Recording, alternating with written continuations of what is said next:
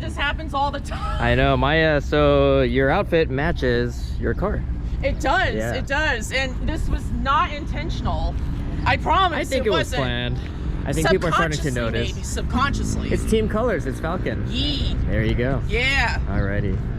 Cool, well, good luck to you. Thank you so No much. problem. Yeah, second session, I felt a lot more confident out there. I rode with Austin in his second session to get better familiar with the track. I haven't run it since October at Time Trials Nationals.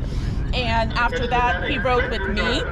In my session, I felt a lot more confident, definitely shaved like quite a few seconds off, and just trying to do that for the rest of the day. PB'd with a time of 2:16. I don't know if I'll get under 2:10, which is really what I've been trying to hope for. That's always the goal, especially for us momentum car people. Exactly, Yeah. exactly. Like turns 1 and 2 are, they're difficult for me, but the S's, like, I love it. It goes so fast, you almost shit yourself. I know. It's like the tires can grip more than what you think they can. So, having fun. All right, best of luck to you. Thank you so Yeah, much. Appreciate it. Thank you. Oh, totally missed it. We'll get it in the video. All right.